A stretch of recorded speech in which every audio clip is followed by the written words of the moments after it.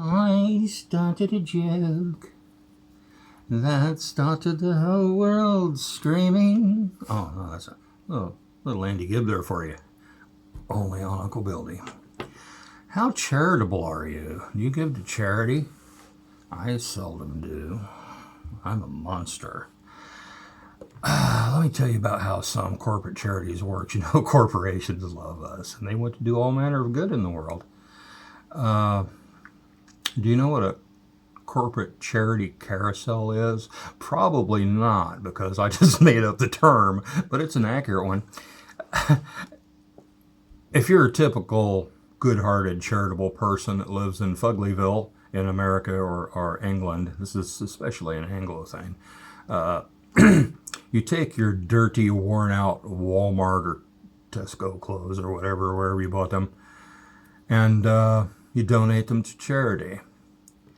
And along with a little cash, too. You hear about, oh, we must clothe the poor naked people in Africa.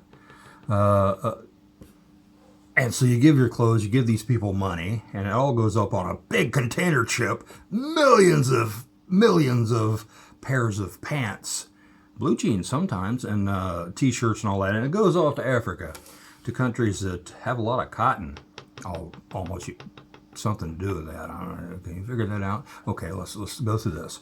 And then you see, when they're doing a news story in Africa, you see all these African people, and they're wearing Boston Marathon T-shirts and 1986 or whatever. They're wearing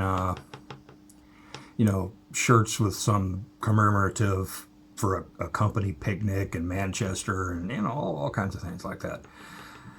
And so it's working, and that's great. You help clothe the poor African people. Why are they poor? They have cotton, but they sell it really cheap to these big corporations. Why is that? It's mainly because they have a very weak textile industry, if any at all. And the reason that their textile industry is so weak is because somebody keeps dumping shiploads of free clothes on their market. The warlords distribute them for whatever the market will bear, give them to their favorites and obedient people, and well, not always. Some African nations are pretty advanced, but still, they're dumping all these free clothes in there. And so it's really hard to get a textile mill started. And anybody that's literate in economics knows that all industrialized nations and advanced nations got their start with textiles. So Barney Fife is probably advising the corporate boards somewhere. You gotta nip it in the bud! Yeah, don't let that textile industry get started, because the price of cotton will go up, and then you won't be able to ship boatloads of it to Vietnam and El Salvador, where people work really cheap with equipment that was probably paid for by their government. And they make all these cheap clothes that they send to Walmart that the Fuglies wear out and soil and then send off to Africa. So it's a carousel, it's a cycle, and it makes a lot of money. It keeps the profit margins high. If anybody tampers with it, I'm sure it will send in the Marines and do a regime change. That's just, it's a little just so story. I know it's oversimplified, but you might check into that. There are people who have done research on this, and I'll try to provide links on things like that. I'll always provide links of good sites that you can visit with people that actually have something besides their speculation or personal experience to back things up.